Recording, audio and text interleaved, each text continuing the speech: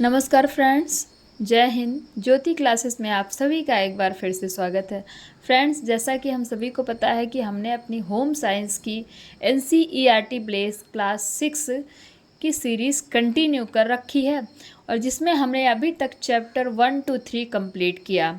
आज हम करेंगे फ्रेंड्स चैप्टर 4। और चैप्टर 4 करने से पहले फ्रेंड्स हम एक बार चैप्टर 3 में हमने क्या क्या पढ़ा एक बार उस पर नज़र डालते हैं, क्योंकि revision is the most important part of our study. You know that ना फ्रेंड्स। तो चलिए एक बार हम थोड़ा सा क्विक रिवीजन ले लेते हैं चैप्टर 3 का, देन हम अपना चैप्टर 4 स्टार्ट करते हैं।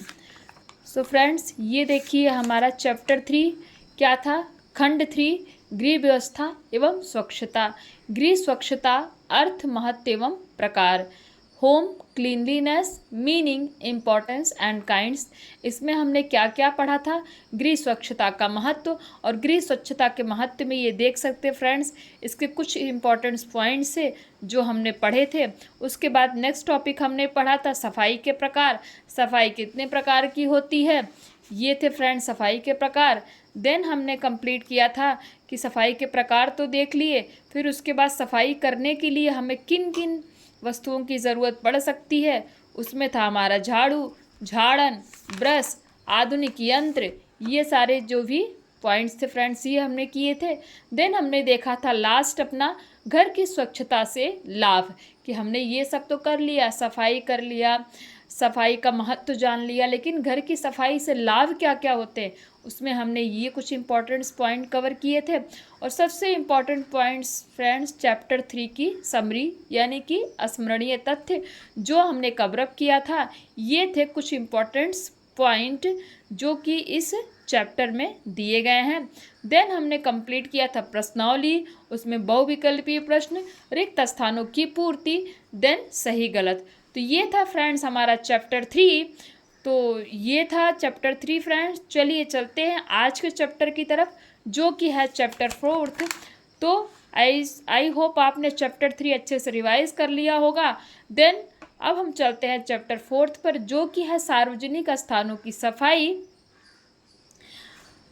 सार्वजनिक स्थानों का अर्थ। सार्वजनिक स्थान वे स्थान होते हैं जिन पर किसी व्यक्ति विशेष का अधिकार नहीं होता है।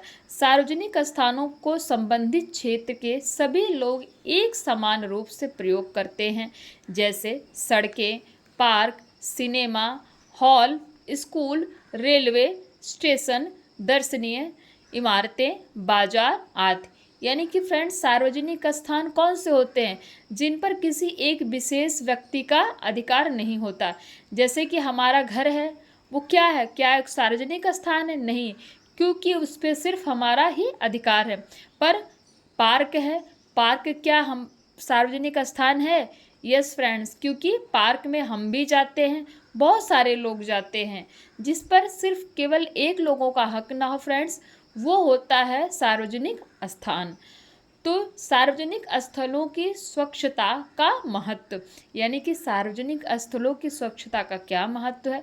सार्वजनिक स्थलों से देश के अधिकांश लोग जुड़े होते हैं, यानी कि जैसे सड़क हो गई, पार्क हो गया, स्कूल हो गया फ्रेंड्स, तो यहाँ पे अलग अलग जगह से लोग आते हैं। अतः इनकी स्वच्छता का महत्व बहुत ही अधिक बढ़ जाता है। इन स्थलों यानी कि स्थानों की स्वच्छता के महत्व को निम्न प्रकार समझा जा सकता है। तो ये फ्रेंड्स देख सकते हैं, ये सड़क है, इस पे एक लेडी झाड़ू लगा रही है। तो ये क्या है, एक सड़क है, सार्वजनिक स्थल है। तो सार्वजनिक स्थलों से देश के अधिकांश लोग जुड़े होते हैं, ये हमने पढ़ा। अब इसमें नंबर 1, स्वच्छता पर्यावरण को प्रदूषित होने से बचाती है। यानी कि सार्वजनिक स्थान अगर स्वच्छ होंगे तो हमारा पर्यावरण प्रदूषित नहीं होगा। प्रदूषण से समाज प्रभावित होता है। सार्वजनिक स्थानों की स्वच्छता से पर्यावरण शुद्ध बना रहता है। पर्यावरण की शुद्धता सार्वजनिक सार्वजनिक स्वास्थ्य के लिए बहुत उपयोगी होती है। नंबर 2, सड़क पर फैली गंदगी से बचने के लिए वाहन और यात्री इधर उधर मुड़ जाते हैं, जिससे दुर्घटनाएं घटने की संभावना बढ़ जाती है। स्वच्छ सार्वजनिक स्थल दुर्घटनाओं से बचाव करते हैं। यानी कि क्या लिखा है, सड़क पर फैली गंदगी से बचने के लिए वाहन और यात्री, यानी कि अगर सड़क पर गंदगी फैली है तो जो गाड़ी चलाने वाला जो चालक है वो अपनी गाड़ी को दूसरे रास्ते से ले जाना चाहता है, और जो यात्री होते हैं वो भी थोड़ा साइड होकर चलते हैं कि जिससे कि दुर्घटना की संभावना बढ़ जाती है। स्वच्छ सार्वजनिक स्थल दुर्घटनाओं से बचाव करते हैं, यानी कि अगर सार्वजनिक स्थल चाहे वो पार्क हो गए चाहे सड़क हो गए तो वो अगर स्वच्छ हैं तो दुर्घटनाओं से बचा जा सकता है। समाज के सभी व्यक्ति सार्वजनिक स्थलों पर आते जाते हैं। स्वच्छ सार्वजनिक स्थल पूरे समाज के स्वास्थ्य को लाभ पहुंचाते हैं। सार्वजनिक स्थल जितने स्वच्छ होंगे वहां जाने वाले व्यक्तियों के लिए वे उतने ही उपयोगी रहेंगे। स्वच्छ स्थल आने वाले व्यक्ति को शारीरिक और मानसिक सुख प्रदान करता है, यानी कि फ्रेंड जो हमारा सार्वजनिक स्थल यानी कि जो स्थान होता है जैसे पार्क हो गया, स्कूल हो गया, सड़क हो गया, अगर फ्रेंड्स ये सब हमारे स्वच्छ रहेंगे यानी कि साफ सुथरे रहेंगे तो किसी भी व्यक्ति को शारीरिक और मानसिक सुख प्रदान करते हैं, यानी कि हमारा मन भी अच्छा रहेगा और हमें कोई बीमारी भी नहीं होगी। क्योंकि फ्रेंड्स हमने पढ़ा था इसके पिछले वाले चैप्टर में, क्योंकि जहाँ गंदगी होती है उसमें रोगाणु उत्पन्न होते हैं और उनसे बीमारियाँ फैलती है, जो कि हमारे शारीरिक और मानसिक स्वास्थ्य के लिए उपयोगी यानी कि अच्छा नहीं माना जाता।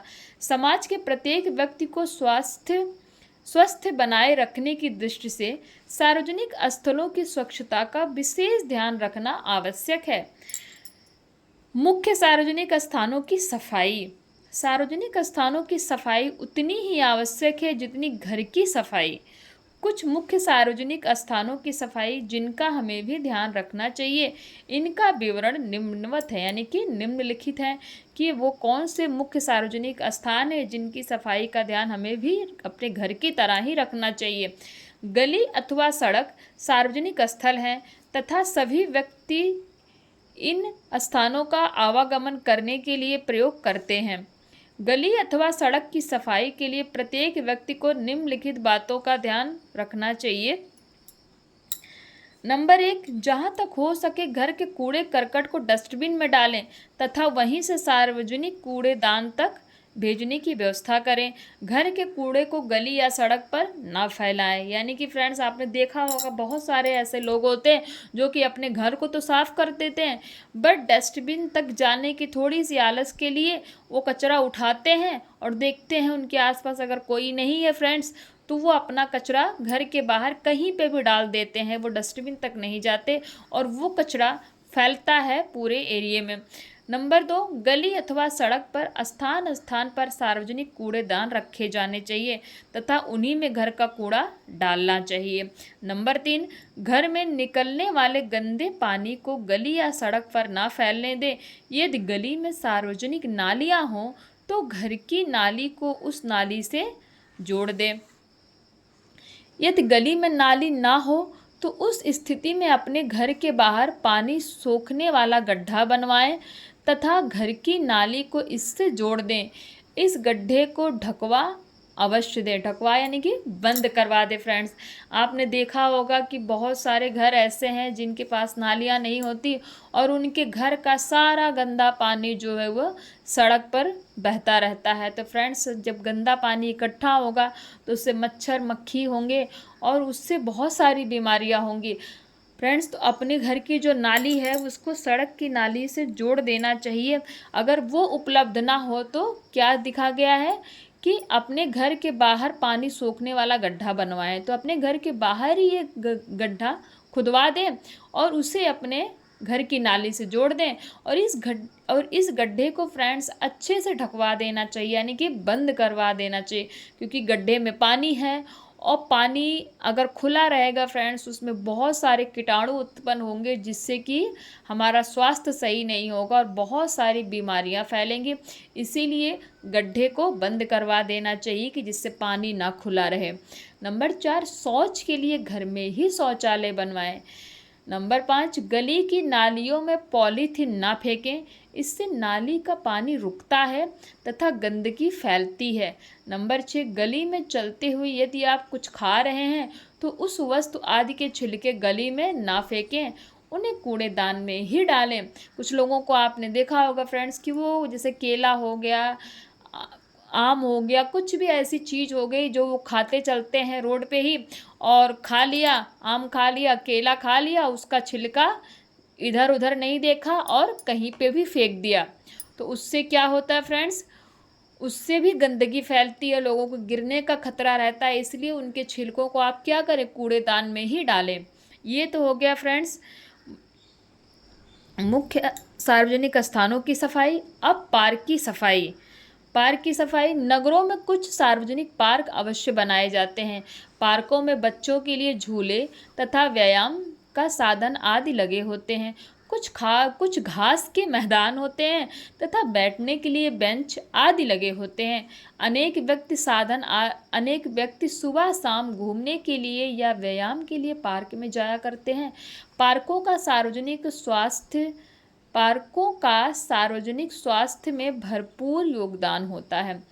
पार्कों से पूरा लाभ उठाने के लिए पार्कों की नियमित सफाई अति आवश्यक होती है। पार्कों की सफाई के लिए आवश्यक है कि वहां जाने वाले सभी व्यक्ति सफाई के प्रति जागरूक रहें, ताकि किसी भी स्थिति में वहां गंदगी न फैलने पाए। इसके लिए पार्कों में स्थान स्थान पर कूड़ेदान रखे रहने चाहिए। प्रायः छोटे बच्चे पार्क में जाते समय अपने साथ खाने पीने की विभिन्न वस्तुएं भी ले जाया करते हैं। इस स्थिति में खाने पीने की वस्तुओं के खाली पैकेट, डिब्बे या बोतलें सदैव कूड़ेदान में ही डालें। इसके अतिरिक्त प्रत्येक पार्क में किसी एक कोने में अनिवार्य रूप से शौचालय अवश्य होना चाहिए। प्रायः कुछ व्यक्ति पार्क में जहाँ तहाँ कुछ आड़ वाले स्थानों पर लघुशंका से निवृत्त हो जाया करते हैं। यह बहुत अनुचित तथा अशोभनीय बात है। आड़ वाले स्थानों से क्या मतलब फ्रेंड्स, जैसे आपने देखा होगा अगर पार्क में जाते हैं कोई, तो अगर वहाँ पे शौचालय नहीं होता तो कहीं पे भी जहाँ पे बैठने की जगह हो, जहाँ पे कोई आता जाता ना हो, वहीं पे वो बैठ करके शौचालय का काम संपन्न कर लेते हैं। तो ये गलत बात है, ऐसा नहीं होना चाहिए और ये अशोभनीय है। पार्क की सफाई के लिए सदैव वहां बने शौचालय में ही मलमूत्र त्यागना चाहिए। इसके अतिरिक्त पार्क की देखभाल करने वाले कर्मचारियों द्वारा वहां के घास के मैदानों, रास्तों आदि की नियमित सफाई की जानी चाहिए तथा फूलों वाले पौधे भी लगाए जाने चाहिए। तो फ्रेंड्स, ये आप देख सकते हैं, ये है पार्क जिसमें बच्चे हैं, कई सारे लोग आपको दिख रहे होंगे। तो हमें पार्क को अच्छे से साफ करना चाहिए। फिर आ गया विद्यालय की सफाई। विद्यालय भी एक सार्वजनिक स्थान है जहां बच्चे दिन का काफ़ी समय व्यतीत करते हैं। बच्चों के स्वास्थ्य तथा स्फूर्ति के लिए विद्यालय का वातावरण पूर्ण रूप से स्वास्थ्यवर्धक तथा प्रदूषण रहित होना चाहिए। विद्यालय की सफाई व्यवस्था अति आवश्यक है। सामान्य रूप से विद्यालय के प्रशासन द्वारा विद्यालय की सफाई की व्यवस्था की जाती है, परंतु विद्यालय में पढ़ने वाले सभी छात्र छात्राओं का भी यह परम कर्तव्य है कि वे विद्यालय की सफाई के प्रति जागरूक रहें तथा इस कार्य में अपना पूर्ण सहयोग दें। छात्र छात्राओं को चाहिए कि वे विद्यालय के किसी भी भाग में कूड़ा न फैलाएं। विद्यालय के प्रांगण में स्थान स्थान पर कूड़ेदान रखे रहने चाहिए। हर प्रकार के कूड़े को इन कूड़ेदान में ही डालना चाहिए। सभी बच्चे खाने पीने की वस्तुएं लेकर स्कूल आते हैं। इन खाने पीने की वस्तुओं को खाली पैकेट तथा लिफाफे आदि को कभी भी अपने कमरे या वरांडे में नहीं फेंकना चाहिए। इन्हें सदैव कूड़ेदान में ही फेंकना चाहिए। विद्यालय में फटे कागज तथा पेंसिल की छीलन आदि बहुत अधिक होती है, इन्हें भी कूड़ेदान में ही डालना चाहिए। विद्यालय के सभी छात्र छात्राओं को शौच आदि के लिए शौचालय में ही जाना चाहिए। शौचालयों की सफाई की उत्तम व्यवस्था होनी चाहिए तथा वहां नियमित रूप से फिनाइल डाली जानी चाहिए। विद्यालय में यदि खेल का मैदान अथवा वाटिका हो तो उसकी नियमित सफाई का भी ध्यान रखना चाहिए। वाटिका मतलब फ्रेंड्स जैसे कि गार्डन हो गया, बाग हो गया, इस टाइप का। तो ये था विद्यालय की सफाई। और नेक्स्ट टॉपिक है फ्रेंड्स मेलों की सफाई। मेलों की सफाई में क्या करना चाहिए? मेले भी सार्वजनिक स्थल होते हैं। मेलों का आयोजन समय समय पर सीमित समय के लिए किया जाता है। कुछ मेले 1 या 2 दिन के लिए ही लगते हैं, कुछ 1-2 सप्ताह के लिए लगते हैं तथा कोई कोई मेला 1 माह तक भी लगा रहता है, यानी कि 1 महीने तक भी लगा रहता है। अधिकांश मेले किसी सार्वजनिक स्थान या मैदान में आयोजित किए जाते हैं। मेले के क्षेत्र में सफाई अति आवश्यक होती है। मेले में नित्य प्रायः काल संपूर्ण क्षेत्र की सफाई होनी चाहिए। संपूर्ण क्षेत्र में झाड़ू लगाई जानी चाहिए तथा कूड़ा एकत्र करके वहां से हटा देना चाहिए। नालियों के आसपास चूना तथा कीटनाशक दवा जैसे डीडीटी आदि का छिड़काव किया जाना चाहिए। मेले के शौचालयों की सफाई की विशेष व्यवस्था होनी चाहिए। मेले के क्षेत्र में स्थान स्थान पर कूड़ेदान रखे जाने चाहिए।